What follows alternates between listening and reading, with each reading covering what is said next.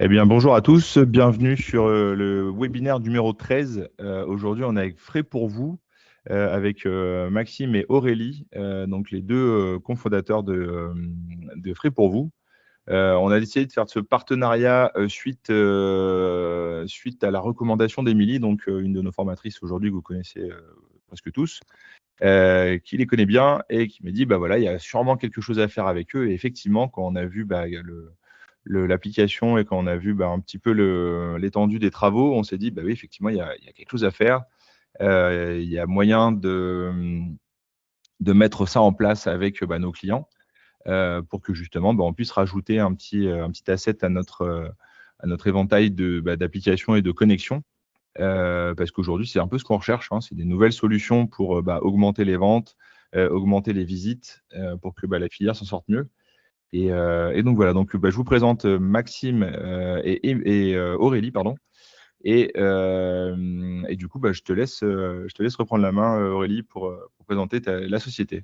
Merci Teddy. Frais pour vous, qu'est-ce que c'est? C'est une application mobile disponible sur Google et Apple qui permet à un consommateur de trouver facilement les producteurs autour de lui, puis de suivre les actualités de ses producteurs préférés, ses offres, ses nouveautés, ses événements, de voir les produits qui sont disponibles avant de se déplacer et de pouvoir les réserver en choisissant un créneau d'ouverture où il va passer récupérer sa commande. Ça marche, c'est très clair. Alors du coup, je vois donc la présentation que tu as mis en place là pour le webinaire.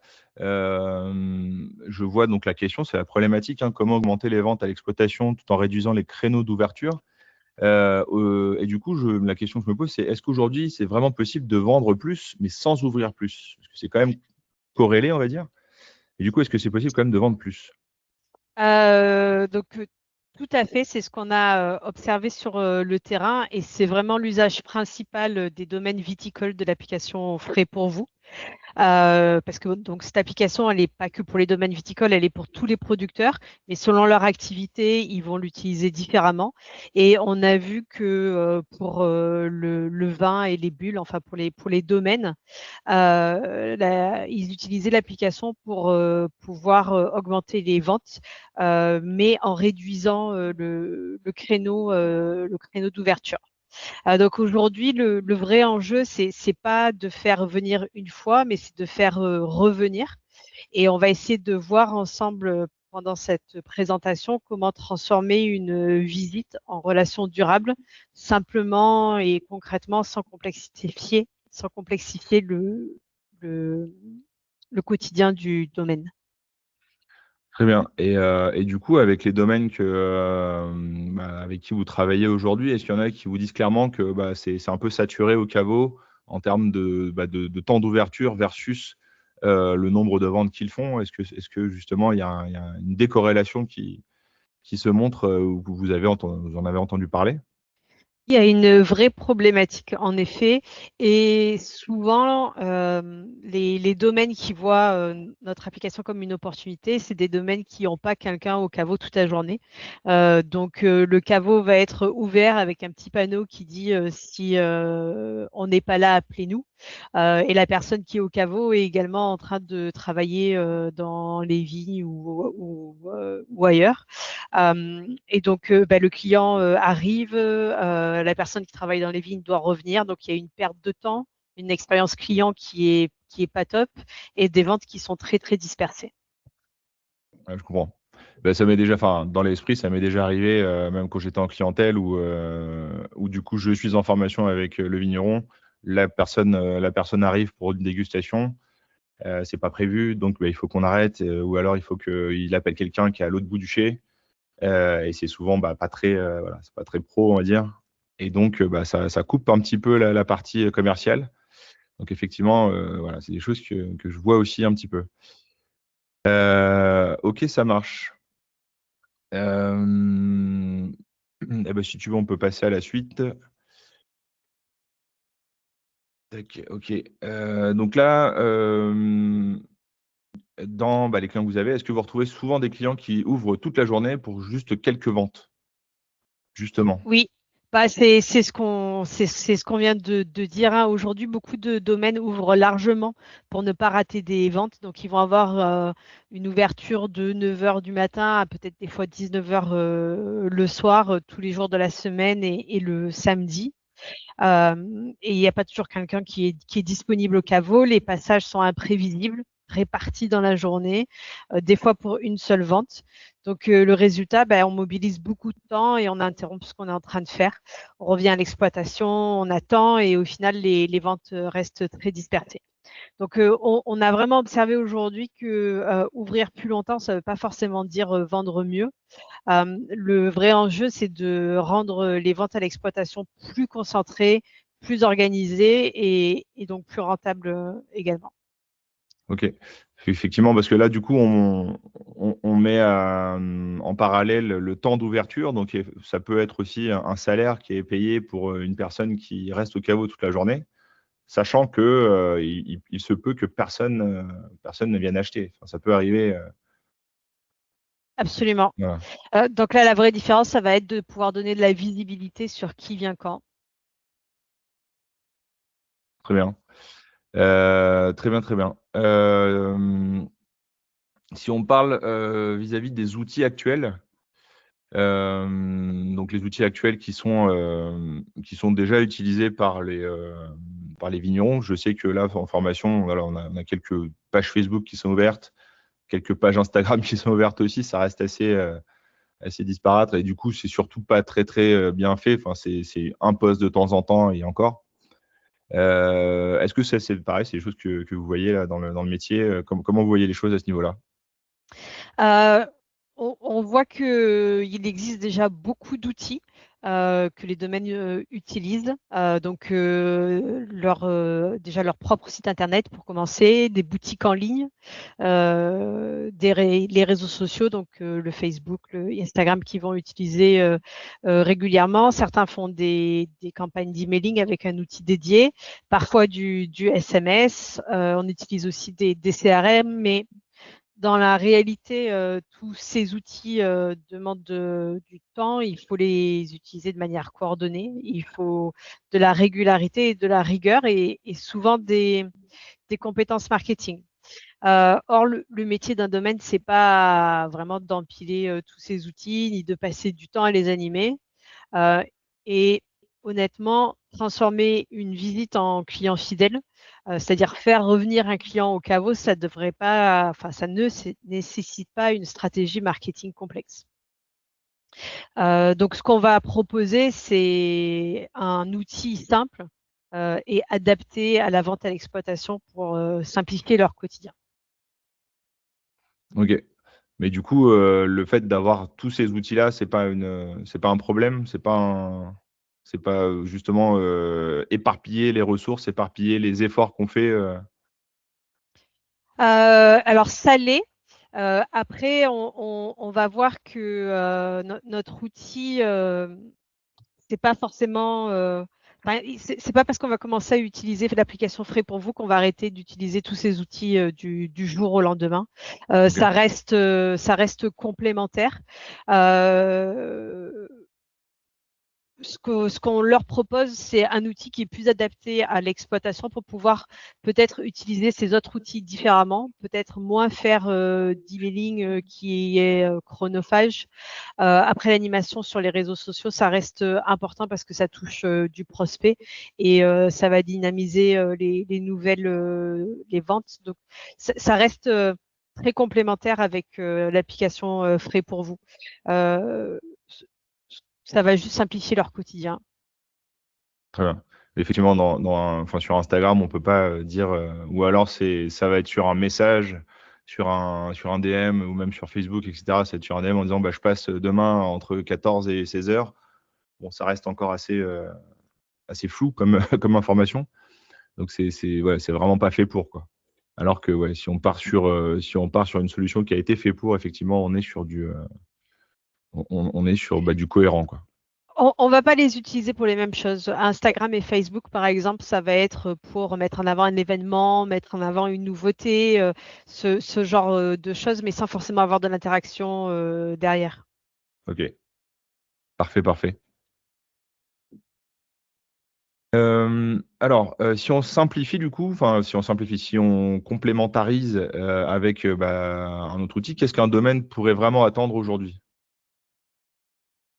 Ce qu'on vous propose avec Frais pour vous, c'est un outil simple, pilotable depuis votre téléphone mobile, qui vous permet de mieux organiser vos ventes sans complexifier le quotidien. Concrètement, ça va permettre de donner de la visibilité à votre catalogue. On le verra tout à l'heure, mais de voir les prix, les disponibilités, de concentrer les visites et les retraits sur des créneaux qui sont plus efficaces, de garder le lien avec vos visiteurs dans le temps sans ajouter une usine à gaz marketing. Donc l'objectif, c'est vraiment de simplifier votre organisation tout en augmentant l'efficacité de chaque visite. Hem, pourquoi le fait de concentrer les visites et les retraits, ça change la donne? Enfin, ça rejoint un petit peu la problématique qu'on avait au début, mais, pour être bien sûr que tout le monde comprenne. C'est pas ça veut dire que vous pouvez ouvrir moins parce que vous avez une visibilité de quand, les personnes vont venir. Donc si vous avez une large période d'ouverture, et qu'il y a 0 commande, et 0 passage sur ce temps-là, et bah, ça va vous permettre dans le temps, de réduire ces ouvertures. Il me semble en plus qu'avec, votre, logiciel, Teddy, vous avez déjà une analyse de trafic que les domaines peuvent, regarder. L'idée, c'est de se baser sur ces stats-là, de commencer à réduire les ouvertures pour pouvoir concentrer les visites et savoir qui c'est qui vient. En plus, ce qui est bien, c'est que on le verra dans la démo tout à l'heure, mais un changement d'heure d'ouverture pour faciliter, j'ai envie de vous dire, le quotidien, ce qu'on doit faire dans l'activité, c'est très facile. Vous pouvez changer vos créneaux d'ouverture à la volée selon vos besoins, selon le trafic, selon ce qui marche. Donc, on peut essayer, on peut changer et on peut être très flexible là-dessus. OK, c'est parfait. Et bien, du coup, on voit un petit peu l'application, et là, du coup, comment l'application, répond un petit peu à ces problématiques avec toutes les vues qu'on a? De toute façon, on le verra plus tard aussi avec, la vraie démo. Avec la démo Ouais. de Maxime, tout à fait. Maxime, tout à l'heure, va montrer le côté producteur. C'est une seule application, hein. Vous allez dans les stores, vous téléchargez Frais pour vous. Mais selon si vous êtes un client ou un producteur, vous n'allez pas avoir la même vue. Donc, ici, on a la vue d'un consommateur. Il va arriver directement sur votre domaine. Ça, c'est la première screenshot où vous voyez votre catalogue. On a une visibilité de vos produits, de vos prix, de ce que vous proposez. Vous, de votre côté, vous pouvez publier en tant que producteur facilement vos actualités, donc vos nouveautés, une porte ouverte, un événement. Vous faites ça depuis votre téléphone, hein, c'est tout simple. Vous mettez une photo, du texte, vous envoyez, et ça va envoyer une notification directement sur le téléphone du client. Donc, vous êtes sûr d'être vu. Le client peut ensuite consulter le détail d'un produit, voir vos créneaux d'ouverture s'il le souhaite, réserver avant de venir. Quand il y a une commande de votre côté, vous recevez sur votre mobile une petite alerte et donc vous savez qui va passer, quand et pourquoi. OK. Donc là, en fait, finalement, on anticipe au maximum les visites, on anticipe au maximum les commandes sans les subir.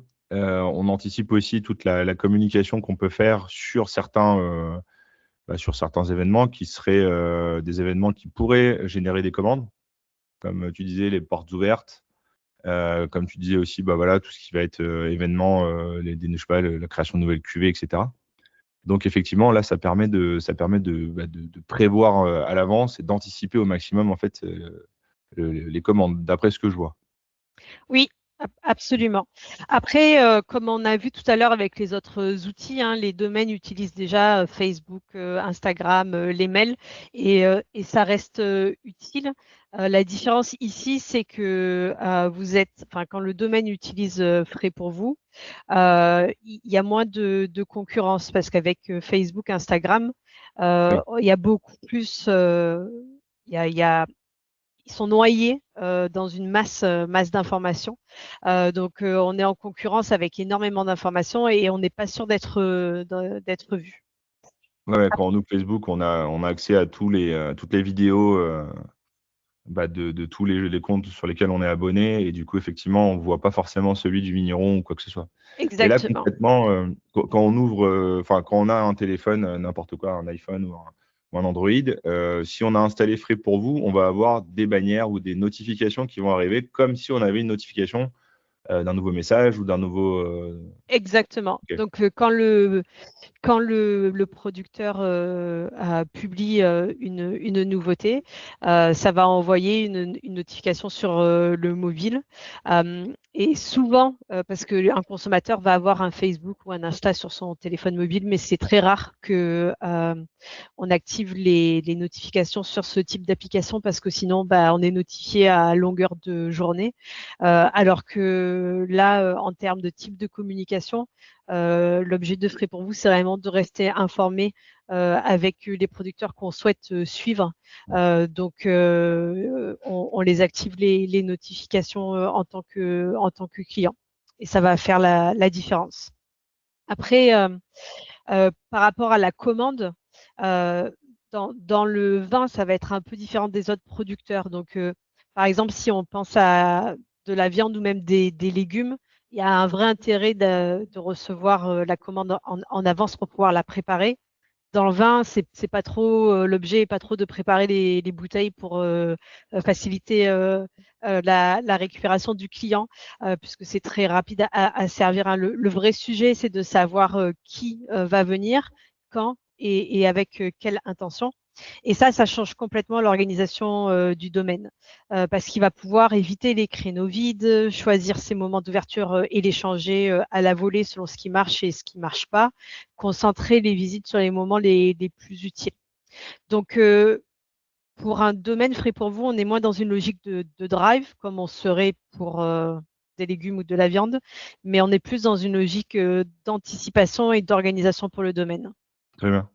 Alors après, d'après ce que je vois aussi, il y a pas mal de vignerons qui restent en flux tendu en termes de création de cartons, création voilà, si c'est des cartons de panaché ou quoi que ce soit, ça reste quand même en flux tendu, il faut quand même qu'ils aillent les chercher, donc ça peut permettre un tantinet d'aller préparer. Et je sais aussi qu'il y a des vignerons qui font pas que du vin, qui ont aussi d'autres activités qui sont derrière. Alors c'est pas forcément de la viande ou des volailles ou des fruits ou quoi que ce soit, mais ça peut être. J'avais des clients De qui faisaient l'huile, autre chose en. Pardon? ça peut être de l'huile. Oui, exactement, exactement. On a de l'huile d'olive, on a voilà, on a pas mal de choses comme ça, et il y a souvent des choses à préparer.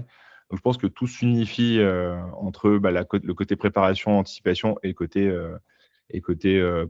préparation réelle de la commande, quoi. Tout à fait.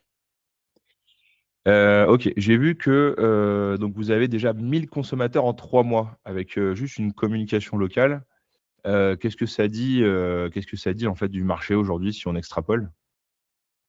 Bah, c'est un bon signal.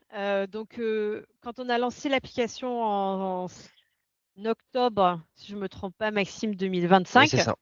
Oui. donc on a fait peu de communication. On a fait des communications uniquement là où on avait des producteurs. Donc, on a fait des choses ciblées.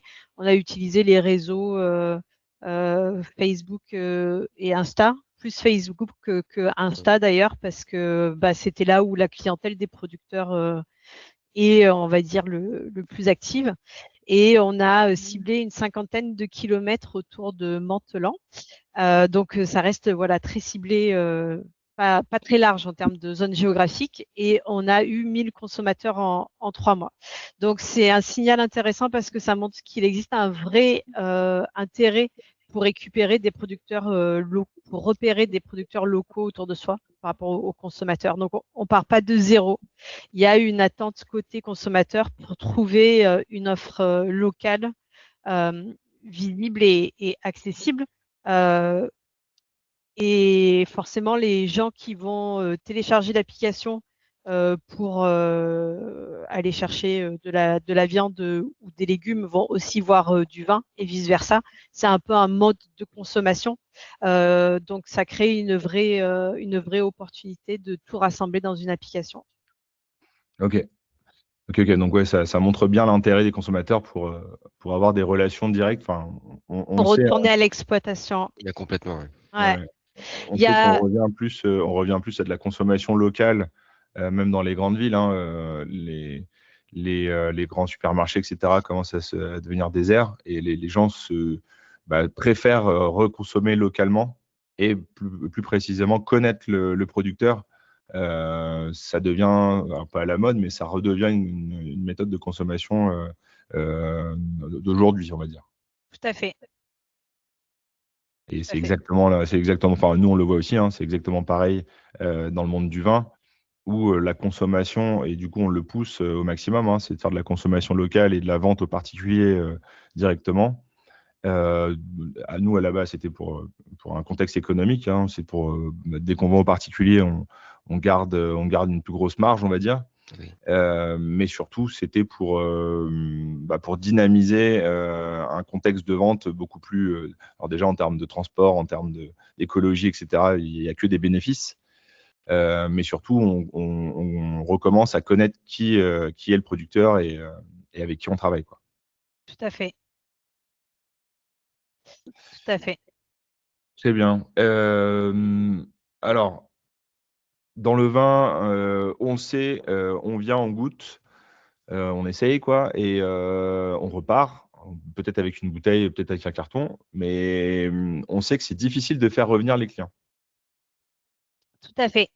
Tout à fait. Et la première visite de on vient et on goûte, elle reste hyper importante.